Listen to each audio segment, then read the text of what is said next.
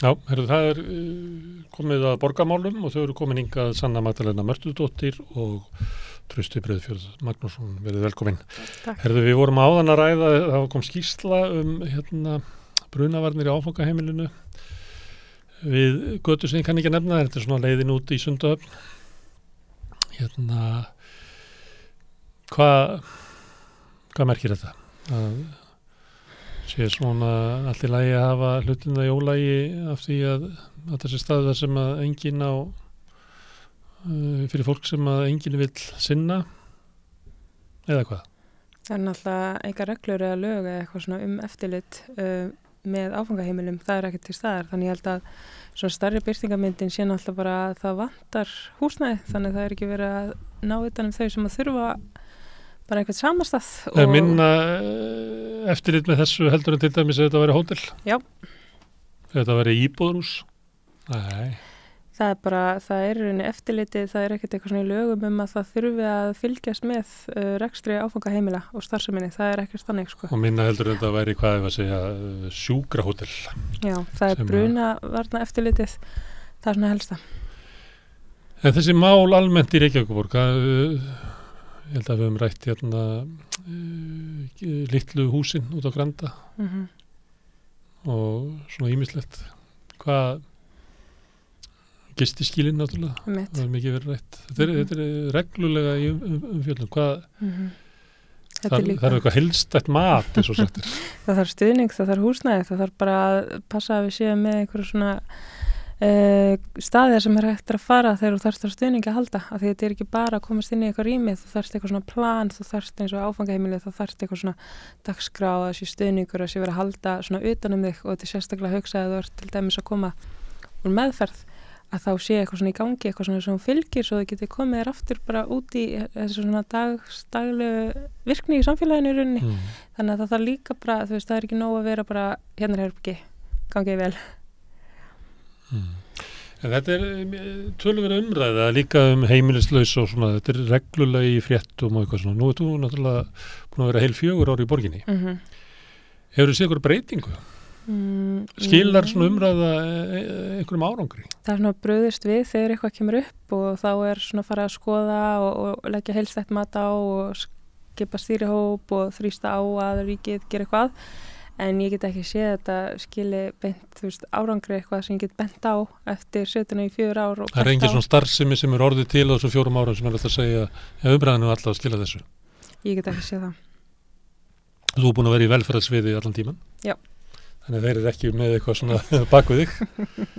En mér finnst þetta merkilegt sko, það er eins og þú veist, þetta kemur svona umræða, hún er alltaf með sama tóninum, þetta er alltaf sama staðan, svör borgarnir alltaf eins, en svo þú veist, getur það verið þannig að við sem samfélag séum bara orðið þolinn gagnvart þessu. Við tökum bara eitt svona tilfinningalega rússipanna stöðu heimilislausra í svona viku, 10 daga, svo bara gleymum þessu.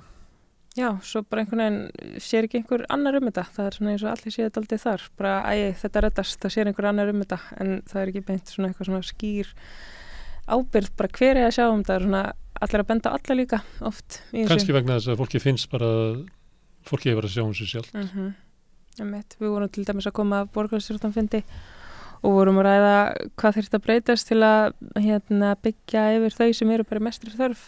895 að bíða eftir bara félagslega húsnæði hjá borginni, fjölskyldur. Það sem þarf að vera eiginlega í ótrúlega slæmri stöðu til þess að fá að vera á listanum. Og svörin voru bara eitthvað, við erum rosalega dugleg, hins sveitarfélögin gerir ekki neitt, við erum ekki að fara að breyta stefnu, við erum ekki að fara að hækka þetta viðmið af því það er miðað við að 5% séu félagslegar leiguíbúðir og þannig að umræðan var bara eitthvað við varum að villigötum fyrir að vera ekki að hugsa eins og fulltrúar meirihlutans í rauninni. Og það talaði um að vera eðlilegt að vera biðlistar eftir félagslega húsnæði. Mér finnst það eðlilegt. Þannig að þetta eru viðhorfum sem eru þarna til staðar. Það er 5% er ekki mikið. Það er, núna fer ég inn á HMS, það er húsnæðis- og mannvirkjastofnun og þeir eru með svona lista sem er birta íbúðir í byggingu og byggingaráform á öllu höfuðborgarsvæðinu og íbúðir sem lokið á árinu, það eru 144 og þar að leiðandi væri 5% af því ef þetta myndi gildi yfir allt höfuðborgarsvæðið þá verða 7 íbúðir á þessum 2 mánuðum og þá segir við sinnum 6 að þá kæmu 43 íbúður í ár. Þetta er svona svipað og raunverulega er stækkunin á félagsbústöðum. Það er svona 40 íbúður ári. Það er svona 100. Þannig að þessi 800 manna listi sem að þið eru með, það tekur 10 ár að vinna hann niður, svo framalega sem að bætist ekkert á hann. Já, og það hefur verið að bætast á hann núna síðast árið. Þannig að þetta er eiginlega ákvörðun að gera ekki neitt. Já, verra í rauninni, þetta er bara ákvörðun að koma bara umulega fram við þau sem að bíða, en já, þetta er ákvörðun að gera ekki neitt. Já, og svo erum við sem borgarfullur að benda á, að viljum við ekki umræðu hvernig við borgarfullur Reykjavík getum bætt stöðunni Reykjavík og þá er alltaf svörin þau en býtu af hverju eru þið ekki að tala við hinn sveitafélögin að fá þau til að gera eitthvað. Þið voru náttúrulega kosin í Reykjavík, eða ekki? Jú, við náttúrulega erum kosin í Reykjavík og við erum að benda það, við erum að vinna fyrir Reykjavíking og við verðum að gera það sem við getum gert fyrir þau en það er alltaf rosalega mikið gripið til þess að segja að býtu af hverju eru þið ekki að tala við hinn sveitafélögin. Hvaðan kemur þessi hugmynd? Er það ef að Reykjavíkingar myndu byggja húsnæði, ef félagsbústaðir myndu byggja 2000 íbúðir, að þá myndu það fyllast af einhverjum garðbæingum? Sko þetta er mjög sérstakt að því að eftir við fengum athugasemdina að við ættum að skamma hinn sveitafélögin fyrir að gera svona rosalega lítið, þá spurði ég bara tilbaka, er þá pælingin að Reykjavíkingar flytji úr sínu sveitafélagi í hinn sveitafélögin þegar þau byrja að byggja, þannig að það er einhvern veginn bara eitthvað svona hugsunin Reykjavík lítur svo á að því hún hefur staðið sér best af öllum sem er samt ekki, þau eru ekki standið svo vel að þá einhvern veginn megið þau koma svona fram. Þetta í gamla að stæra sig að því að vera efstur í Tossabekk. Það er ekki alltaf stolt að vera skára en Garðabær það er ekki alltaf klókt, þú getur valið náttúrulega viðmiðun að vera bestur með þeirra sem stæra síðla. Herðu við með eitthvað meira? Það ég sá frétt, var hugsað til ykkar að það var gjaldfrjálsar máltíðir. Hvar var það aftur? London, borgarstjóri London. Það er systurflokkur Samfylkingarinnar sem er ráðandi flokkur í meirihlutanum í Reykjavík. Þetta er sem sagt á að vera fyrir núna þetta skólaár og þetta er sem sagt það er ekki búið að festa þetta í sessi en borgarstjórinn sagði bara ríkisstjórnin er ekki að gera neitt, ég verður bara að grípa til minna ráða, við ætlum að vera með gjaldfrjálsar skólamáltíðir og sérstaklega bara núna í þessu svona efnahagslegu umhverfi sem er mjög erfitt fyrir fjölskyldur að þá er verið að tryggja gjaldfrjálsar skólamáltíðir og því það er svona meira svigrúm í fjárhagsáætluninni en svo hefur gagnrýnin komið fram að þetta sé eitthvað sem ætti að tryggja til lengri tíma ekki bara í 1 ár og það hefur sem sagt verið svona í gangi út í Englandi áætlun sem að nær til barna á mjög tekjulágum heimilum sem geta sótt gjaldfrjálsar skólamáltíðir en þessi ákvörðun borgarstjórans í London hún er þá ná til allra skólabarna og það hefur verið svona mikil umræða í Englandi með þessar svona fríu skólamáltíðir. Þið kannist við þetta er sama umræða og þegar þið leggið til að séu ókeypis skólamáltíðir. Þið viljið allir hafi ókeypis skólamáltíðir. En meirihlutin vill að það verið fundin einhver leið til þess að styðja eða þá að hinn fátöku eiga að fá stuðningu ykkur annars þar til þess að eiga fyrir. Já, ég vil bara sátt við stöðuna eins og núna. Það er þannig að börn sem eiga foreldra fjárhagsaðstoð fá ókeypis skólamáltíðir en það er svolítið eins og það sé bara sátt með það fyrirkomulag og það er náttúrulega fullt af efnaminni fólki sem er að vinna. Það er náttúrulega hópur sem stendur svo fáránlega illa, það er svo lág framfærslan sem þeir sem eru á fjárhagsaðstoð að það er til að kæra þann sem ætlar að rukka barnið fyrir að borga fyrir matinn. Þannig að þetta náði í gegn í ákveðið 1 ár. Er annars þar hvað ef við erum að hugsa það hvar er ykkar lína að þessu ókeypis skólamáltíðir?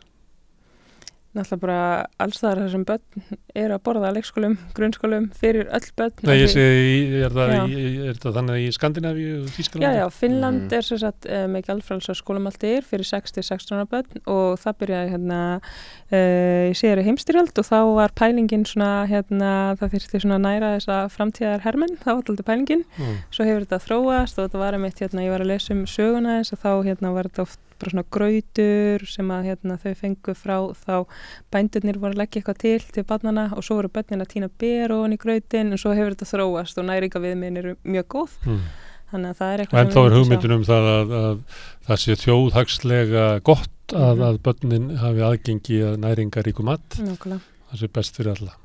Finnarnar nú svolítið það ekki þeir sem að gefa nýfættu börnum kassa Jú. með öllum nauðþurftum sem á að duga svona einhver leiti fyrsta árið. Jú, svona einhverja grunnþarfir til að byrja með fyrstu dagana. Já. Þetta var innleitt inn til Skotlands. Þetta þegar hún var að kveðja, hún Nicola Sturgeon, þá nefndi hún þetta sem dæmi af eitt af því sem hún var stoltust að hafa staðið fyrir. Já, mjög flott. Ég man ekki, munið eftir því að ykkur hafa lagt þetta til á Íslandi? Nei, ekki eftir því.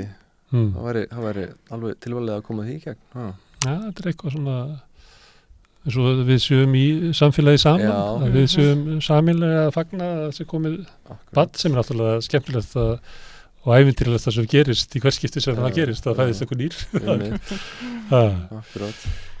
Herðu, ég sá eitthvað staðar að þú varst að skrifa það eitthvað staðar á Facebook að þú vilt að sé lágbyggð við sjóinn og há upp á hóli. Já, við lögðum fram tillögum daginn það og það var samþykkt að vísa til starfshóp sem borgarhönnun og ætla að taka með því en maður hefur bara tekið eftir í að í þessum nýju byggðum eins og Kirkjusandi það er verið að byggja háar blokkir sem standa fyrir framan blokkirnar til dæmis sem Bjarg er með og maður hugsar bara af hverju geta snúið sér við. Lægri blokkirnar eru þá með útsýni og þeir sem eru fyrir aftan hafa líka þá útsýni, eða allavega einhverju þar líka. Þannig að mér fannst það svolítið svona basic að reyna að koma því í gegn og tekið vel í það, þannig að við ætlum bara að íta eftir þessu þar inni. Hvernig tekið vel í það, gert hvað það? Þau sem sagt vísu þessu í starfshópum borgarhönnun og við verðum bara að fylgja því eftir þar, ég veit ekki nákvæmlega hvernig það starf fer fram. Já, hvað umsögn þau svona tóku undir? Já, einmitt tóku það var náttúrulega skipulagið, þannig svona var þetta, þið getið séð það bara í Laugarnesinu og inn í Vogum, þar sem að háu blokkirnar eru upp á hólunum og sömuleyti má líka sjá þetta upp í Breiðholti þar sem að blokkirna til dæmis í hólakverfinu er hann upp og svo koma smærri húsin niður eftir líðinni. Þetta er svona í mörgum borgum í Evrópu og en það breyttist. Svo er eitthvað breyst þegar skugga hverju rís til dæmis. Já, það er náttúrulega gerist víða maður að sjá svona hverfi. Ég manna þegar ég kom til Bergen þá svo ég mjög sorglega mynda þessu þar sem að það er svona einmitt svona hóll eða svona ás þar sem er sögufrægt merkilegt verkamannahverfi og það sem að voru síðan verksmiðjur og slippir og fleira niður við sjóinn og svo náttúrulega er það svo atvinnustar sem er lögð niður og það fólki sem að vann í malmsmiðjónum og þessu dóti sem var niðri við höfnina bjó í hverfinu og svo þegar þetta er rifið þá er það gert samóver í skuggakverfinu þá eru reist háhísi sem að eyðileggja útsýnið fyrir lágu byggðinni sem að þarna var alveg eins og gerist í skuggakverfinu og það er selt einhverju ríku fólki Já, og svo sem maður að sama var að gerast þarna eins og Kirkjusandi og það er bara fleiri stöðum líka þá er þetta útsýnið bara selt Já, útsýnið er selt, það er selt sem ákveðin svona vara sem þú getur borgað meira fyrir og það er einmitt þessir indisreitir sem er mikið verið að tala núna Indisreitir? Indisreitir, það er nýtt orðið yfir það er ekki nú fínt að tala luxusíbúðir lengur nú er komið indisreitir í staðinn það var til dæmis daginn selt íbúð á 416 milljónir sem var kallaðar indisreitir Héðinsreitnum Á Héðinsreitnum, já, indisreitur á Héðinsreitnum Það er sem Ólafur Ólafsson á Herðu, það er svona rót í samgöngusáttmálanum er þetta þannig hann sé að bresta eða hvað er þetta? Já, það sjálfstæðismenn voru að koma til í dag að endurskoðunar ákvæði yrði virkjað í samgöngusáttmálanum Sjálfstæðismenn í Kópavogi og Garðabæ eru sammála því eða ekki? Jú, og núna í Reykjavík þannig að það er eitthvað svona að bresta en þetta er samt svolítið sérstakt hvernig þessar betri samgöngur OHF eru byggðar upp, það er rosalega mikið að fulltrúum úr atvinnulífinu og sjálfstæðismennum hann inni Þannig ég veit ekki hvort það er einhver klopningur komin upp meðal hægrisins, hvort það vilja halda þessu áfram eða ekki. En þetta er mjög sérstakt og já, það er svona... Það er eitthvað að breyta forsötu líka, það er að koma í ljós að eitthvað er dýrara og... Já, og þetta er náttúrulega búið að dragast, það átti að vera miklu meira tilbúið núna, en það er lofa lítið að frétta. Sjálfstæðisflokkurinn er náttúrulega...